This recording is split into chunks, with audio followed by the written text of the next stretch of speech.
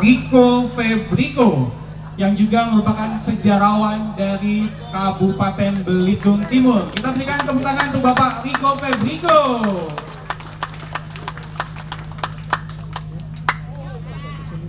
Dan baiklah, kami juga undang narasumber kita yang sangat luar biasa. Kalau dulu ceritanya beliau ini juga melihat secara langsung bagaimana perkembangan dari gereja perdana gereja Katolik ini yang ada di Bukit Samak, Jalan Gereja Manggar, Belitung Timur. Untuk itu kami undang untuk narasumber kita yang kedua yang juga tokoh masyarakat, yaitu Bapak Ustadz Mustar Nurhija.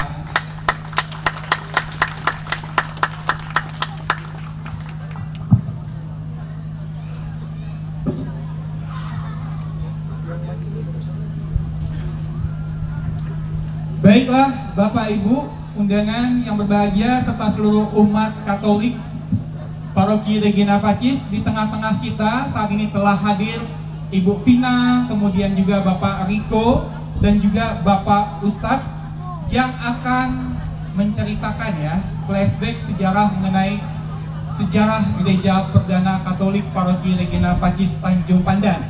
Dan langsung saja untuk kesempatan ini diberikan kepada Ibu moderator kita, Ibu Vina. Silahkan. Baik, terima kasih. Assalamualaikum warahmatullahi wabarakatuh. Shalom. Selamat siang, salam sejahtera buat kita semua. Yang kami hormati Bapak Bupati Belitung Timur yang diwakili oleh Bapak Asisten 1 Bidang Pemerintahan dan Kesra. Terima kasih Pak sudah hadir di tengah kita. Yang kami hormati unsur Forkopimda Belitung Timur dari Bapak Kapolres atau yang mewakili, Pak Dandim 0414 atau yang mewakili, sahabat saya Ketua DPRD Kabupaten Belitung Timur Pak Fezi, terima kasih sudah menyempatkan diri untuk hadir. Yang terhormat perwakilan dari Kemenag, MUI, NU, GP Ansor, FKUB Belitung Timur, pemerintah desa Kampung Lalang, tokoh masyarakat, tokoh pemuda, dan yang kami hormati dan kami cintai pastor paroki kami, Romo Franky dan Romo Gun. Yang kami hormati narasumber kami yang luar biasa pada hari ini sudah bergabung dengan kita, Pak Rico. Terima kasih Pak Rico dan Pak Ustadz Mustar. Yang kami hormati dan kami cintai umat Gereja Katolik Regina Pacis serta seluruh tamu undangan yang berbahagia. Apa kabar semuanya? Luar biasa? Luar biasa ya, dalam Yesus selalu ada hal yang luar biasa.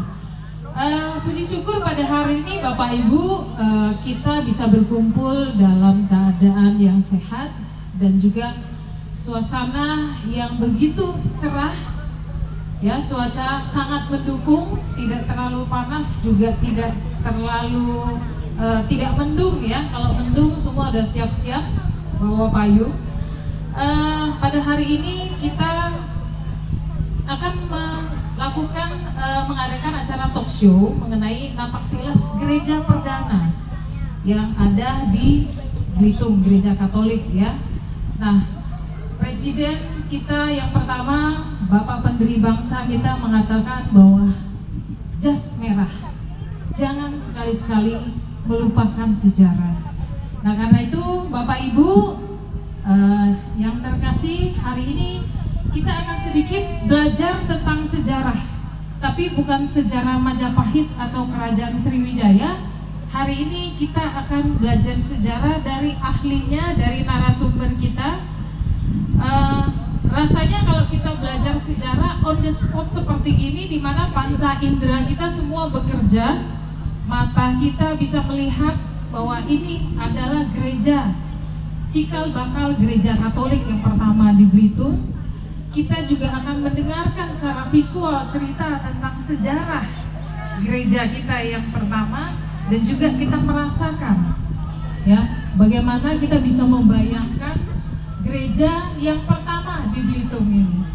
Nah, tanpa berlama-lama Bapak Ibu, kita sapa dulu narasumber kita yang pertama, yaitu Bapak Riko Pebriko.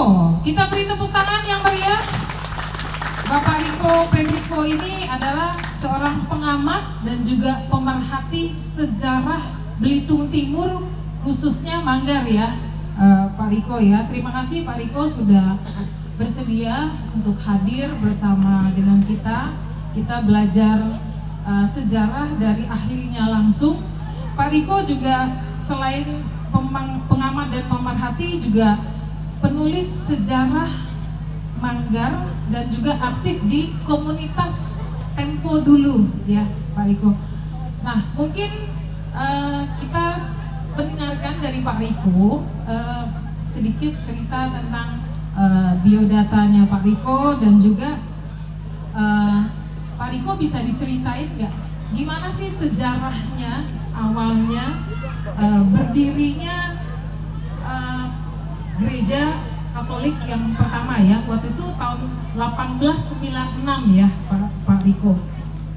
Nah, awalnya kan ini sudah menjadi puing. Nah, gimana waktu itu bisa menemukan ini sebagai situs bahwa dulu pada tahun 1896 ini berdiri kapel pelindung hati kudus Yesus. Mungkin bisa diceritakan Pak Riko, silakan Pak. Terima kasih Ibu Pina. Terima kasih kepada Bapak semua yang hadir dan tamu undangan. Perkenalkan, nama saya Riko Pebriko, kelahiran Manggar. Jadi gereja ini adalah suatu kenangan bagi saya dulu di masa kecil.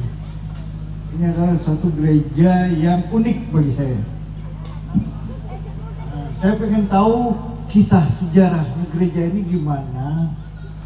Belum dapat terungkap, tetapi setelah di tahun 2016 saya membaca sebuah tulisan yang ditulis oleh Pak almarhum Abu Hasan.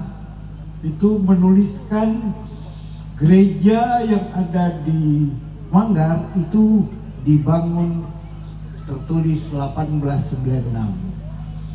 Kemudian saya mulai menggali cerita itu. Ternyata beliau mengutip dari bukunya Belanda yang disebut J.C. Molen, yang ditulis oleh Enjok, Martinus Enjok 1818 sampai 1928. Memang tertulis di situ. Padahal saya sudah sekian tahun mencari di dalam buku Geden Book yang menceritakan, ada 2 buku itu, menceritakan tentang Pulau Belitung dan masyarakatnya, itu tidak ditemukan. Nah, di dalam buku J.C. Molen ini yang menurut arahan dari almarhum Pak Abu Hasan tadi, memang tertulis di situ. Gereja ini dibangun tahun 1896. Setelah 34 tahun distrik Manggar ini terbentuk. Nah, pada saat itu pendatang-pendatang dari Eropa dan orang-orang Tionghoa yang menganut paham Katolik itu, mereka sudah banyak, dan mereka dan perusahaan Bliton Maskapai yang ada di Pulau Belitung ini mendukung untuk membangun gereja. Tapi herannya kenapa adanya di kaki Bukit Samak ini. Dulunya kompleknya orang Belanda dulunya bukan di sini, tetapi adanya di Simpang 4 kalau sekarang. Nah, Manggar Lama namanya. Nah, ternyata Belanda itu sudah punya planning untuk menguasai Bukit Samak ini. Pertama kali yang dibangun sama dia adalah gereja. Bersamaan kemudian di sebelah tenggara Bukit Samak ini dibangun gereja, dan sisi lereng sebelah selatan dibangun Masjid Jami yang sekarang bernama Islamic Center. Itu tidak jauh berselang lamanya. Nah, dalam sejarah disebutkan seperti itu. Nah, Pak Riko, apa sih kira-kira yang mendasari Belanda waktu itu memilih kapel yang pertama tahun 1896 itu di sini, Pak Riko? Ya, di dalam buku itu disebutkan dibangun 1896, dibangun sebuah gereja yang berbentuk bangunannya yang berbentuk Romawi, gaya Romawi. Mungkin kita bisa melihat gambarnya di sebelah belakang ini. Fotonya ada Ada di fotonya di belakang. belakang ini. Memang bentuknya gaya Romawi. Nah, Belanda itu memang ingin berpindah lokasi komplek mereka ke Bukit Samak ini. Jadi master plan pertamanya tadi itu adalah yang ditempatkan adalah gereja. Setelah gereja, kemudian mereka membangun rumah sakit. 1913, 1911 mereka membangun PLTD atau disebut IC. Jadi mereka sudah memang ngeplot daerah ini terlebih dahulu gitu ya. Karena daerah yang komplek mereka lama yang mereka tinggal di Manggar Lama itu akan digali. Jadi boleh dibilang semua Manggar ini pernah digali dari Belanda. Digali itu untuk diambil timahnya ya? Betul, Bu. Nah, selain Bukit Samak, Pasar Lipat Kajang, dan halaman Polsek dan SMP Negeri 1 itu tidak pernah digali sama Belanda. Jadi di Bukit Samak ini memang satu tempat yang khusus yang kemudian 1916 dibangunlah 48 rumah di Bukit Samak ini. Nah, kemudian di era saya tahu seumur saya sekitar tahun 70-an gereja itu masih aktif, Bu. Dan banyak umatnya. Iya. Ya. Berarti gereja di sini ini sampai tahun berapa, Pak Riko?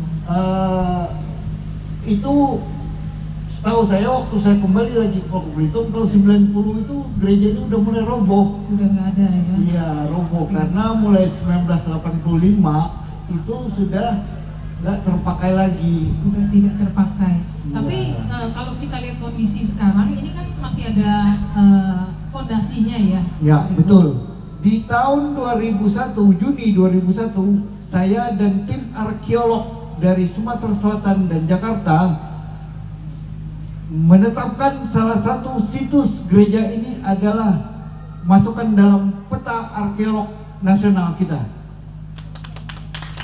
Boleh tepuk tangan buat kerja kerasnya Pak Iya. Riko. Berarti ini sudah terdata sebagai cagar budaya, Pak? Cagar budaya sudah Iya. masuk dalam peta arkeolog Indonesia. Itu Juni 2021. Nah, kalau ini sudah terdata sebagai cagar budaya, Pak Riko ya. Nah, selanjutnya apa yang akan dilakukan Pak Riko bersama dengan tim-tim arkeolog yang lain? Apakah nanti ke depannya akan dikembangkan sebagai situs cagar budaya atau sebagai tempat untuk penelitian para arkeolog waktu mereka datang ke Belitung? Itu bagaimana planning ke depannya, Pak Riko?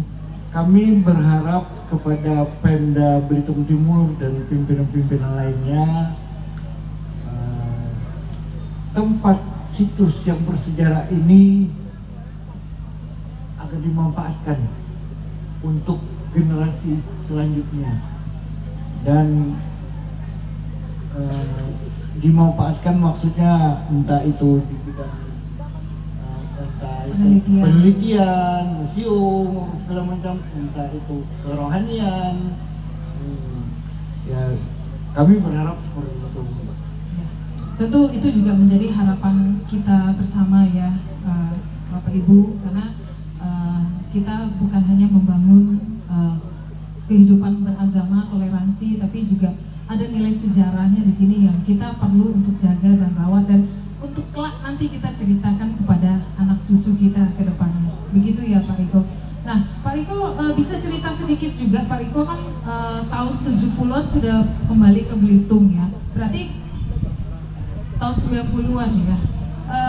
Apa ada dalam catatan sejarah bagaimana tentang kehidupan tentang umat Katolik, kehidupan beragama umat Katolik bersama dengan umat agama yang lain, bagaimana situasinya pada waktu itu, Pak? Kebetulan orang tua saya adalah karyawan PT Timah dan bersekolah di sekolah PN Timah di Bukit Samak ini. Kebetulan kami dalam satu kelas itu bermacam-macam agama. Jadi kami selalu hidup bersama, rukun. Di saat mereka pergi ke gereja kami hormati, atau kami misalnya pengen bermain di hari Minggu, kami biasanya nunggu kalau nggak di bawah pohon penaga itu, ataupun di sekitar di atas bukit ini kami nunggu teman-teman kami itu pergi ke ibadah dulu. Nah, begitu juga mereka di hari Jumat, mereka menghargai kami karena kehidupan beragama di Belitung Timur, khususnya Belitung ini rukun. Rukun ya, berarti dari dulu kita sudah hidup berdampingan tanpa kita mempersoalkan suku, agama, ras ataupun agama kita apa ya, Pak Riko. Baik, terima kasih Pak Riko. Selanjutnya kita ke narasumber kita yang kedua, yaitu Pak Ustadz Mustar Nur Kijan. Selamat datang Pak Ustadz, terima kasih sudah menyempatkan diri untuk hadir. Kita beri tepuk tangan yang meriah dong untuk Pak Ustadz. Pak Ustadz ini sebenarnya hari ini ada acara keluarga ya, tapi beliau masih menyempatkan diri untuk hadir pada hari ini. Buat pemirsa dan Bapak Ibu yang kami hormati, boleh disimak baik-baik ceritanya karena nanti pada akhir sesi kita ada kuis berhadiah iPhone 14 ya. Silahkan dapatkan di toko handphone terdekat ya. Baik Pak Ustadz Mustar, Bapak pada waktu itu Pak berumur 10 tahun ya Pak Ustadz ya. Waktu saya mengadakan kegiatan ya, di gereja ini umur saya 10 tahun. 10 tahun. Ya. Nah, Pak Ustadz bisa cerita sedikit pada tahun 1960 ya Pak Ustadz adalah memegang kunci Kapel Pelindung Hati Kudus Yesus yang tempat kita acara ini. Apa aja sih Pak kegiatannya? Padahal Bapak kan baru umur 10 tahun ya, belum seharusnya bekerja ya. Bisa kena undang-undang perlindungan anak itu pelanggaran ya. Nah, kegiatannya apa aja Pak Ustadz pada waktu itu? Sebenarnya kegiatan ini adalah kegiatan lanjutan dari kakek. Saya sering ikut kakek membersihkan, menjaga ini. Jadi beliau itu orangnya otak sekali. Jadi beliau itu karena sudah tua, dia mengajak saya. Tugas saya diberitahu nanti ini kunci kakek antar ke Tuan Lemer, namanya Tuan Lemer. Kuncinya di sini. Jadi hari Minggu saya kesini buka gereja, nyapu. Ya malumnya anak yang baru 10 tahun nggak tahu apa, tapi yang penting kita dikasih uang untuk belanja itu udah senang gitu Pak. Nah, bisa buat beli permen ya, Pak Ustadz ya. Kemudian saya sering diajak acara Sinterklas. Nggak tahu sekarang acara Sinterklas itu sudah nggak ada lagi ya? Ada. Tetap ada. Nah, jadi di acara Sinterklas itu kakek dari saya itu yang menjadi pantominnya di mobil trailer panjang yang dikendalikan oleh orang Cina yang bernama Kim Lun. Nah, mobil itu dihias. Jadi beberapa orang ikut di situ. Disitulah kita lihat keberagaman agama antara Katolik dengan umat Islam. Apa sebab? Karena pada waktu Sinterklas saya ditugaskan untuk mengamburkan permen. Permen itu kan memang permen itu tidak ada di Belitung kita, tidak ada, dari luar semua. Jadi membagikan itu. Ya, saya juga kebagian apa amalnya gitu loh. Saya bagikan. Startnya di sini. Ini kan ada jalan yang dipotong. Mulai dari sini, jalan ini memang disengaja dibuat oleh pihak gereja untuk parkir. Nggak boleh dia parkir di situ karena di situ adalah, mohon maaf saya berdiri sedikit Pak. Karena jalan ini adalah jalan umum, jadi parkirnya di sini. Jadi saya tuh sering ikut center class. Wah, memang luar biasa Pak. Disitulah kapan hari sudah menjelang Natal, saudara-saudara kita umatnya Islam ini pada menyusun di pinggir. Ya kita tahu lah, malu anak-anak kayak mengharapkan kalau kita di masjid itu tambul. Gitu. Tambul. Jadi dibagi-bagikan keliling gitu. Nah, tugas saya itu hanya itulah, menyapu, membersihkan gereja, mengunci, kemudian mengembalikan kepada Tuan Lemer tadi. Nah, nanti saya seminggu sekali dikasih uang. Kan alhamdulillah, syukur Pak. Sudah banyak rasanya. Malum saya masih kecil diberi uang. Kadang-kadang saya bagi teman-teman. Banyak teman-teman yang dulu. Dapat berapa Pak Ustadz waktu itu? Ya, mana-mana uang receh, saya tahu ya. Saya lupain. Uang rupiah apa uang golden waktu itu Pak? Golden. Golden ya? Uang golden. Masih nyimpan Pak uangnya sekarang? Kalau tidak ada lagi. Tidak ada lagi ya? Ya, kalau dulu saya pernah dapat di sini lah saya dapat salib sebesar ini. Ya, itu juga hilang. Padahal saya dapat salib itu di daerah ini kan bangunannya ini kan. Ya, bangunannya. Jadi dapat salib. Nah, tugas saya membersihkan, nyapu, kemudian Pak, saya antar kuncinya ke Tuan Lemer. Waktu itu kepala pendeta ya, beliau. Tuan Lemer. Ya pastor ya. Jadi seminggu sekali saya diberi. Kalau sekarang tuh mungkin goceng kalau ya. Saya terima kasih banyak. Karena malum orang tua saya dulu kan orang rendahan. Jadi kadang-kadang dapat uang itu ya untuk adik-adik kita terus bekerja. Kadang-kadang Pak terus terang, tapi dari gereja ini kalau hari Minggu di gereja, hari lainnya menjadi kuli kedi tenis. Kedi tenis untuk menambah-nambah penghidupan orang tua. Jadi Bapak, Ibu hadirin, saudara-saudaraku dari umat Katolik, saya nggak bisa banyak menceritakan ini dari awal karena saya bukan dari awalnya. Saya umur 10 tahun anak 10 tahun, bayangkan aja Pak, hanya tahu main aja dia. Main, kadang-kadang saya disuruh main sepeda itu di orang Belanda dulu tinggal sini ya, jaga ya. Jadi kita main sepeda itu yang apa namanya? Senang main gitu loh. Jadi saya tidak banyak mengisahkan kapan berdirinya, kapan anak hancurnya, tahu saya. Tahu hancurnya. Tahun berapa itu Pak? Mulai hancur roboh itu Pak Ustadz? 80-an hampir 90 lah. Mulai itu saya punya teman namanya Yance Tahulending. Saya banyak Pak teman-teman orang Kristen. Yance Tahulending. Kemudian teman saya yang dari apa namanya? Karena saya berteman dengan mereka. Karena saya tidak milih lu agama apa, yang penting kita saudara. Ya, Yance Tahulending. Ayo aja, kenapa lu pindah ke pasar? Oh, lu lihat gereja kan udah hampir roboh. Lu mau mati apa di situ? Enggak Pak. Kemudian teman saya tanya, namanya Subowo Nursianto. Saya lihat anaknya ada di sini. Saya tanya, Pak Bowo, mau kemana? Sembahyang. Di mana? Di gereja kan sekarang. Oh, di pasar. Wah, enak saya di pasar lalu jalan-jalan. Itu saya berteman Pak sama mereka. Artinya apa? Saya tidak membedakan, oh ini si A, agama ini, agama ini. Semua saya anggap saudara. Mudah-mudahan kita beritikat demikian. Supaya kita semuanya makhluk ini akan diamnya di bawah. Ya nggak? Di bawah kan? Di bawah tanah. Jadi kita sifat sombong itu hanya keputusan Tuhan, bukan punya kita.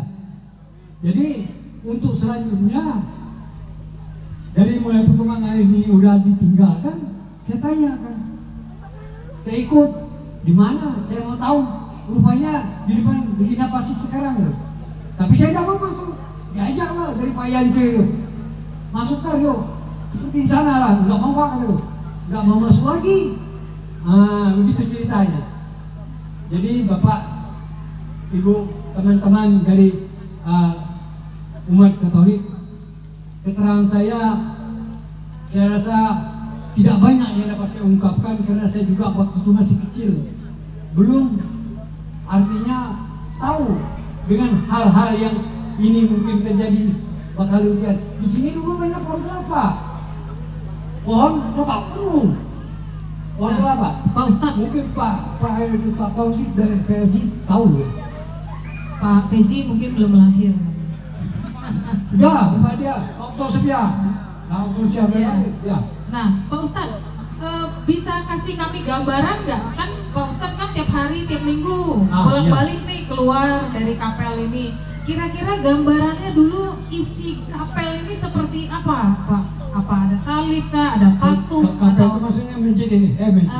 kapel ini, gereja ini. Gereja ini.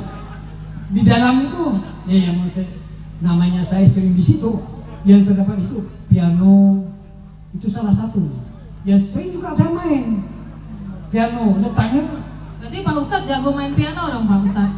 Ini bukan ini ruangan untuk apa namanya, penembus dosa ya? Iya. Pengakuan dosa. Pengakuan dosa. Nanti kan ada jendela, Oh. ada yang berbuat dosa. Ngaku dosa di situ ya. Pengakuan ya? Saya lihat aja. Begini-begini yang diperbuat pengampunan dosa. Pianonya di sini nih. Nih piano. Nah, jadi waktu iseng saya ada orang, saya main di sini piano. Ya sepertinya aja. Nggak tahu lah rohani itu kayak apa, nggak tahu sepertinya aja. Nah, itu Bapak, Ibu, saudara-saudaraku dari umat Katolik. Jadi sekali lagi, saya mohon maaf tidak banyak menceritakan hal-hal ini, cuman bagi saya kesannya keanekaragaman beragama pada waktu itu adanya Sinterklas. Karena yang mengemudi di jalan ini jalannya enggak pasar enggak. Itu orang-orang muslim semua. Berarti Sinterklasnya setahun sekali ya, Iya. pada waktu Natal ya? Iya, Pak Ustadz, bahkan ya? itu Mbak udah ditunggu oleh masyarakat. Iya, berarti kakeknya Pak Ustadz waktu itu pakai baju Iya, Sinterklas hitam. gitu ya? Pakai hitam. Udah bukan baju. Ya, kalau sekarang Ah. udah warnanya merah, warnanya putih. Itu enggak sih dilumuri, Garis putihnya. dilumuri dengan arang dulu. Pakai arang ya? Iya, arang. Wah, Arang ditunggu. ternyata Sinterklas zaman dulu serem juga ya. Tapi kenapa tetap ditunggu ya? Karena ada permennya kali ya, Pak Ustadz, ya? Itu yang jadi penunggu masyarakat. Permennya bukan bangun tamu, permen dari Eropa. Ya, kopinya cap biara ada. Permen dari Belanda ya? Iya. Luar biasa. Jadi Nanti tugasnya Pak Ustadz adalah melempar-lempar Iya, permen saya ya? tahu. Gitu ya? Itu sampai ke mana Pak Ustadz? Sampai ke mana? Saatnya di sini Ustaz. Naik 3 ise. Sejalan ini Iya, ya? jalan terus. Enggak jauh sampai kota nanti. Muter lagi ke sini. Nggak sampai ke kota Enggak. Manggar itu enggak ya? Sehubungan dengan mobilnya tanpa panjang. Mobil trailer. Tuh yang nyupirnya itu babakin dulu. Saya tahu. Jadi itulah kekompakannya, keceragamannya umat-umat Katolik pada waktu itu. Nah. Waktu apa namanya, Natal itu. Pak Ustadz, kalau dulu kan pastornya itu orang Belanda ya? Iya. Apa Pak Ustadz sering ketemu enggak dengan pastor-pastor Belanda waktu itu? Sering sih enggak, tapi pernah. Pernah Dia ya? kan saya liatin, oh begini caranya ya. Dikawal oleh apa namanya yang orang tua itu. Ada ajudannya ya? Ajudan. Berarti bukan cuma ketua DPR ya? Bukan. Ada ajudan ya? Pastor zaman dulu juga ada ajudannya ya? Ada Ya, ajudan. luar biasa. Jadi, saya enggak berani ke ini. Enggak berani. Saya nongkrong aja di pintu itu. Nah di sini, ini kan ini altar ya, altar namanya ya. Iya. Nah di sini altarnya nih. Ini altarnya. Pintu masuknya dari mana? Di sana. Sana ya? Ya. Jadi ini ruangan ini saya ingat dulu ada orang yang buat dosa, saya dengerin. Jadi minta pengampunan ya namanya. Saya dengerin dari sebelah itu enggak di dalam gitu. Karena dinding ini papa. Oh, berarti orang ngaku dosa. Iya. Diampuni. Pak Ustadz dengar ya? Ya dengarin, nggak tahu apa doanya, nggak tahu pokoknya diampuni. Jadi saya tanya teman, itu apa? Tempat pengampunan dosa. Waduh, saya juga banyak dosa ini. Bagaimana saya minta ampun ya? Nggak boleh lah. Mereka minta ampun dosa apa waktu itu Pak Ustadz? Masih ingat? Ya kurang paham juga, samar-samar. Jangan buka kartu ya? Enggak, jangan buka kartu. Buka kartu orang. Cuman saya terus terang aja lah. Itulah yang dapat saya ungkapkan. Iya. Kurang dan lebihnya saya mohon maaf, ini hanya kesalahan saya sendiri, namun kebenaran itu ada di tangan yang kuasa. Saya akhiri saya akhiri kalau agama saya billahi taufiq wal hidayah. Wassalamualaikum warahmatullahi wabarakatuh. Selamat siang. Baik. Terima kasih, kita tepuk tangan yang luar biasa untuk Pak Ustadz Mustar Nur Kijan ya. Tapi saya ada satu pertanyaan lagi nih Pak Ustadz ya. Pertanyaan terakhir mengenai lahan yang ada di yang kita sekarang lagi injek ini sebagai status lahan itu sebagai milik siapa ya Pak Ustadz ya? Ini juga waktu saya mau ke tempat orang tua saya saya kan tinggalnya di Kebulalang. Lewat sini ini di apa namanya udah diratakan, saya berhenti. Mau dibikin mall atau apa kan? Itu nggak boleh saya. Karena apa? Saya tahu itu statusnya terdaftar di Patikan. Oh, berarti lahan ini sudah menurut yang sepengetahuan Pak Ustadz sudah terdata sebagai aset di Patikan Roma. Patikan Roma ya. Itu. Jadi batasnya itu jalan ini lah.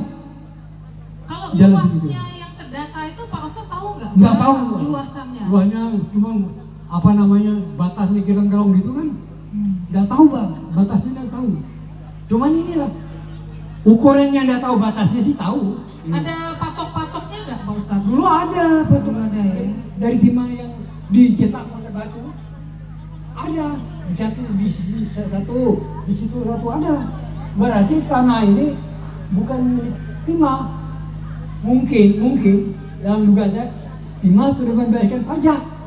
Karena tanah ini sudah milik Patikan Roma. Kira-kira begitu. Baik. Terima kasih sekali lagi, kita beri tepuk tangan untuk dua narasumber kita yang luar biasa, Pak Riko dan Pak Ustadz Mustar ya. Baik Bapak Ibu yang kami hormati, demikianlah acara bincang-bincang kita mengenai napak tilas gereja perdana Gereja Katolik yang perdana di Belitung ini. Sekali lagi kami ucapkan terima kasih untuk semua tamu undangan dari Forkopimda dan juga Bapak Ibu yang hadir pada hari ini. Kami harapkan bahwa apa yang kita bincang-bincangkan tadi bisa memberikan manfaat buat kita semua.